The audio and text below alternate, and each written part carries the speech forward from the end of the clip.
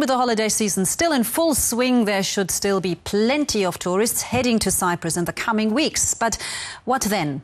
For more, we're joined by Wolfgang Gerke, finance expert and president of the Bavarian Financial Center. Now tell us, how serious is the situation for Cyprus really?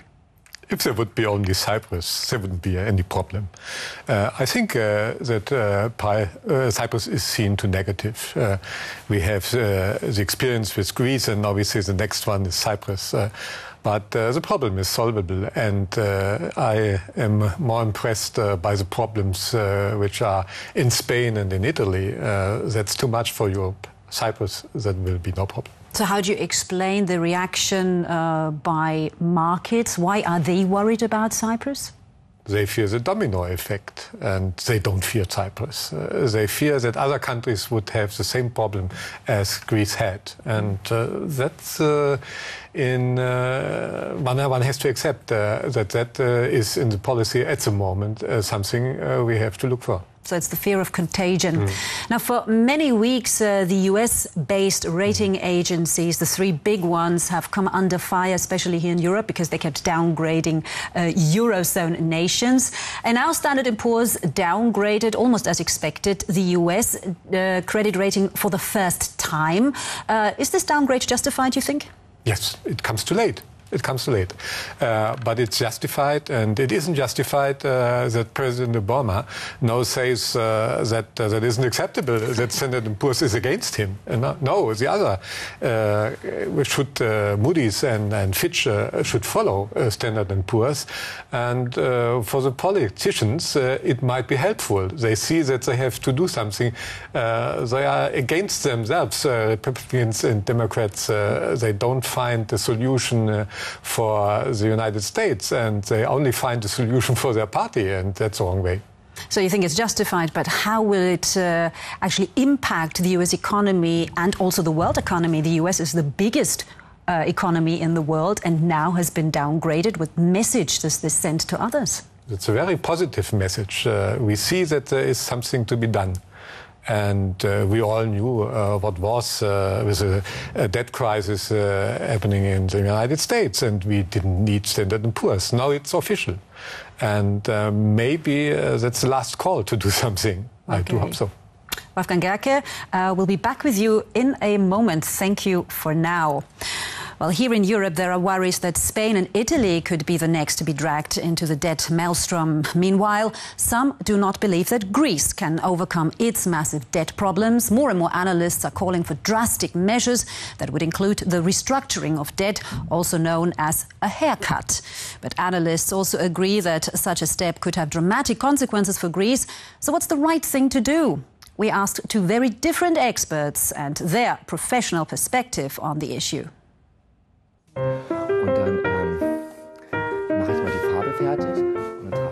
If anyone knows about haircuts, it's Torsten Wozniak.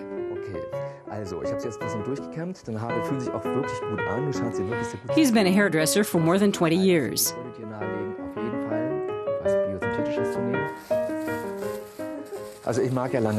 I like long hair. I think it's really, really beautiful. It's always an expression of potency and strength. Nowadays, politicians use the term haircut to refer to restructuring a country's debts. Wozniak finds the metaphor inappropriate. When it has to do with writing off debts, I don't understand the term at all. There's something belittling about it. It basically means making it all sound harmless. Berlin's Hertie School of Governance has just published a new study about haircuts, the financial kind. Christoph Trebesch has examined all the state bankruptcies of the past 40 years. The results are reassuring. We see here that the number of debt crises was higher than assumed. There have been 180 restructurings since the 1980s. There have been debt crises in a large number of countries, and a lot of these crises were overcome.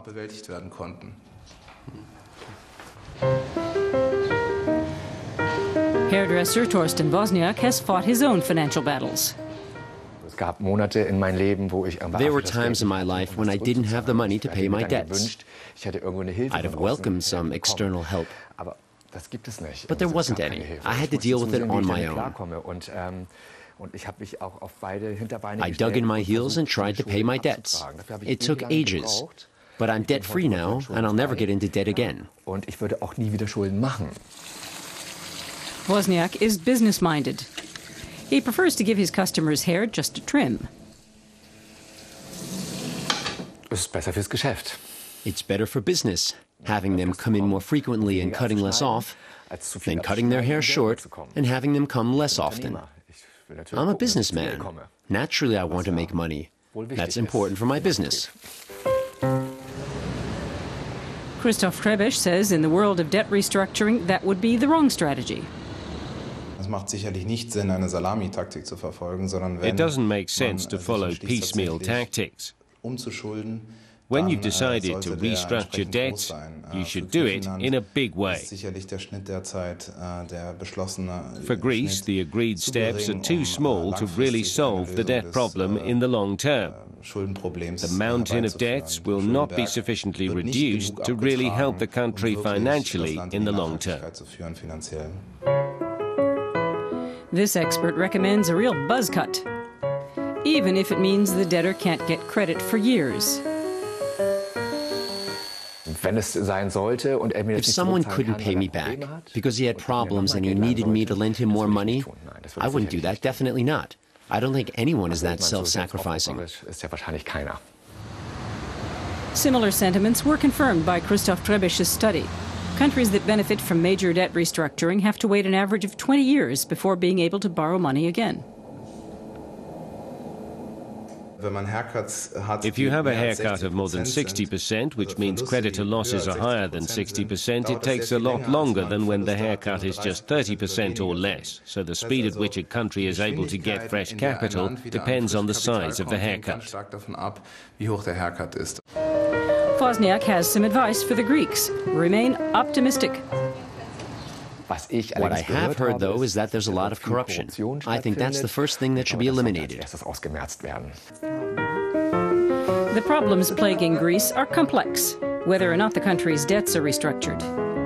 In any case, Torsten Wozniak wishes the Greeks good luck. Not an easy issue. So let's turn once more to our studio guest, Wolfgang Gerke, financial sector expert and president of the Bavarian Financial Center in Munich. There is no easy way out, it seems. Would you then recommend a haircut?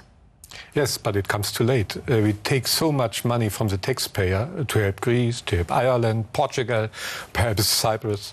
That is not the right way. We should have taken out Greece off the euro.